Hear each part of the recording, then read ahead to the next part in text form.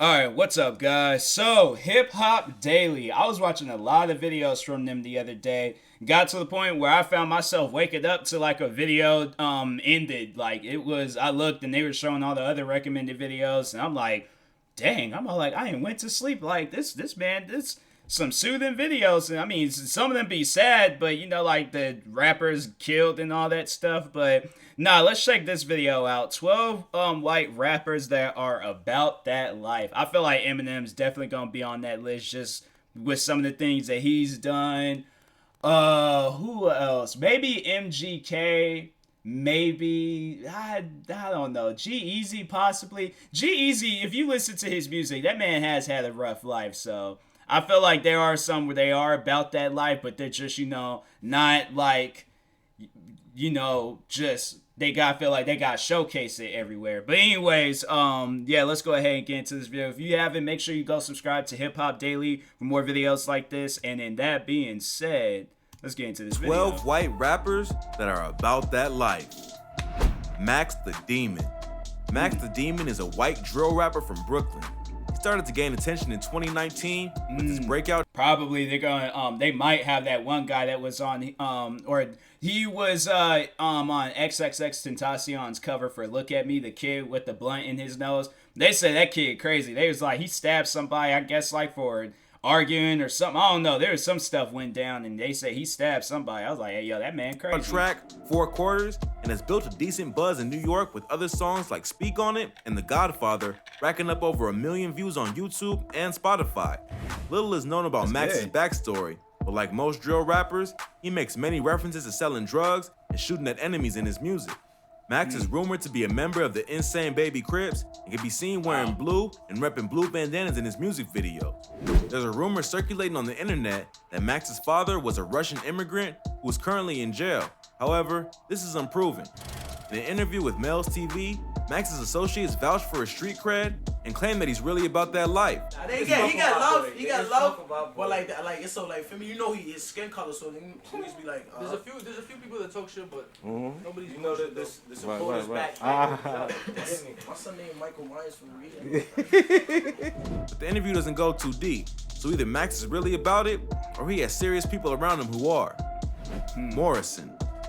Morrison is a white drill rapper from the UK. He grew up in London's East End and started releasing music. It must be like today, rappers, not like older, or a little bit older or much more older rappers. 2008. Anyways. However, he spent some time in jail on drug charges not long after and didn't make a full return to the rap scene until 2017. Morrison has claimed his inconsistency with the music was due to his preoccupation with the street activity that was paying his bills. Well, what happens, what I do on the road to pay my bills and whatever, it isn't music. Music doesn't pay my bills up until now.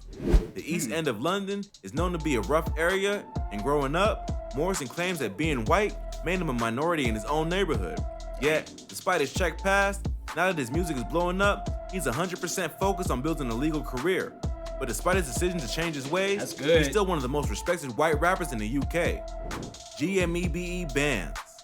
GMEBE Bands. That's just too much of a name. Freaking, I don't remember, and the man just said it a few seconds ago. Like that's too much, man. I was like G Bands. That's what I'm gonna call you. Was a white drill rapper from Chicago, Illinois, who was tragically murdered in 2019. Oh dang. Bands started gaining attention in 2015 after doing a Vlad TV interview where he talks about his association with the Black Peace Stones, a major gang in Chicago.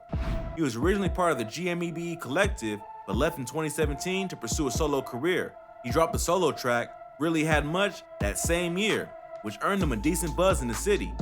In 2019, he was found dead in a wooded area in Winnebago County after being beaten to death and set on fire.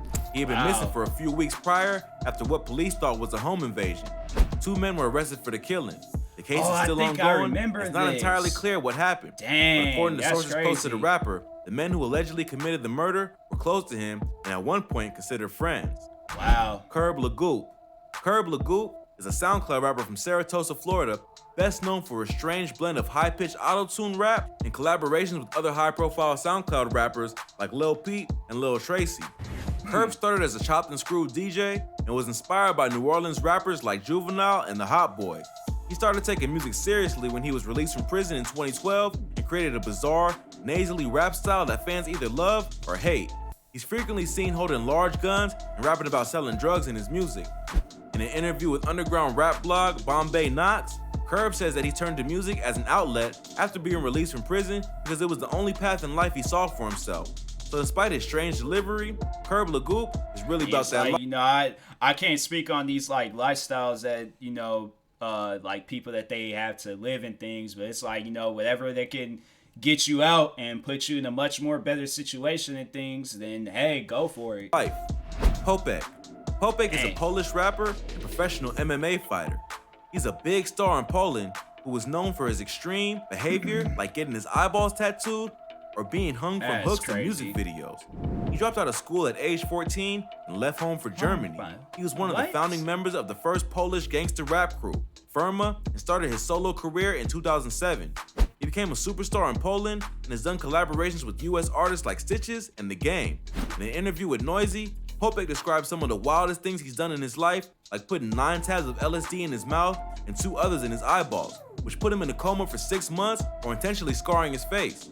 Wow. Popek is an extreme character who knows no limits and possibly the craziest white rapper on the planet. Yeah. Killian. For sure. Killian is a white drill rapper originally from Ireland but based in London. Despite looking more like a character from Harry Potter, Killian claims that he came up in the grimy streets of London and makes the music that describes the culture he's a part of. In an interview with the Donegal News, an Irish newspaper, Killian claims that he's had numerous friends die from stabbings who were involved in street activity. He also performs under the moniker SD, where he performs in a mask and raps about being involved in stabbings and other acts of violence. Whether he's really about that life or just doing it for the marketing is tough to tell. But he does seem to be surrounded by serious people who vouch for his credibility. Big Body Bez. Big Body Bez is less of a rapper and more of a rap personality. He's best known for his association with rapper Action Bronson and his numerous appearances on Vice and other media outlets.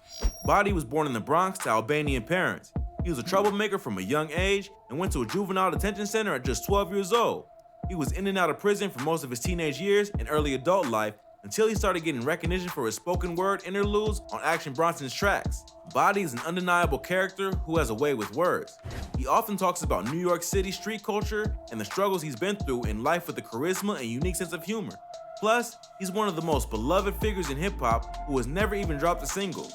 Paul Wall.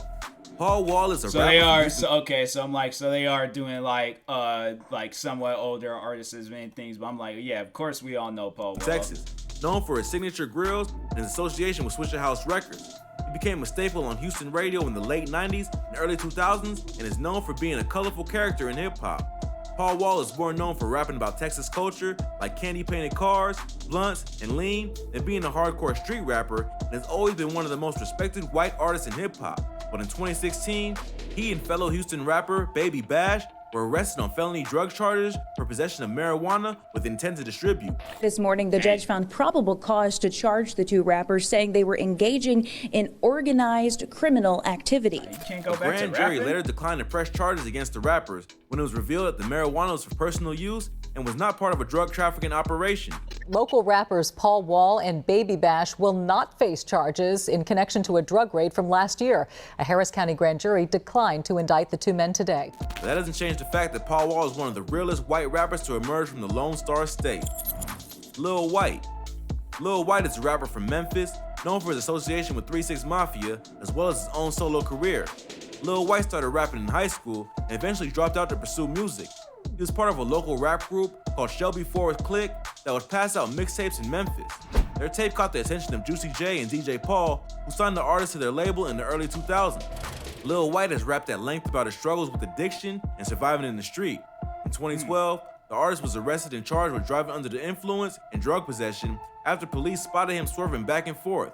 But he has since turned his path into a legal business and created his own strain of medical cannabis called OG White Kush that is now available in 11 states. Slowtie. Slowtie is a British grime artist from Northampton, London. He is of mixed race, and his mother is half Irish and half Barbadian. He was raised by a teenage single mother in a council estate, the British form of public housing, in the Lings area of Northampton. As a kid, Slowtie's mother struggled to put food on the table. The artist didn't have much interest in school. He would skip class so much, his mother would get in trouble, and without any other options to make money, he turned to drug dealing to support himself. Ketamine's a horse tranquilizer. Yeah, well, that's how it originally started, or where I heard it first, you know what I mean? Then Like, feeling fam, hoarse, what? it's like when you've been out and you're mashed and you're talking like this, like, what, mate? He has referenced his criminal past in many of his songs, specifically the track Drug Dealer off his debut album, Nothing Great About Britain. In the song, he recalls telling his teacher that he was going to grow up to become a drug dealer because there wasn't much else to do in the small city of Northampton. Wow. Millies. Millies is a rapper from Boston, Massachusetts. Born and raised in the Cambridge It's neighborhood. like, it's crazy to tell your teacher that, like, I'm gonna become a drug dealer. Like, that's, I'm saying, like, what do you say as a teacher? Like, how do you respond to that? Like, Millies recalls there I'm being like, a stark alright, contrast fam, do between what the you wanna university do. life of MIT and Harvard and the hard-knock neighborhood he grew up in. He says the area where he came up was full of dealers and fiends, not professors and students. His parents broke up when he was 5, and as a kid, he had several run-ins with the law. After his friend and collaborator, Rock Ducati, was shot and killed, he decided to take his music more seriously and change his path in life. In 2016, he was featured in a cypher at the BET Hip Hop Awards and has gone on to collaborate with legendary East Coast artists like Styles P and Jim Jones. Gutta 100. Gutta 100 is a new artist from South Florida. Not much is known about his background or personal life, but he's been releasing tracks for the past few years and has racked up millions of plays on songs like We Paid Remix and No Hook. He talks about street life in his music and can be seen sporting guns and cash in many of his videos. He posted a gun of his prison mugshot to IG with the caption, "Difference between me and these other guys is I don't cap in my raps. From trap to rap, the album on the way," in an attempt to prove his credibility.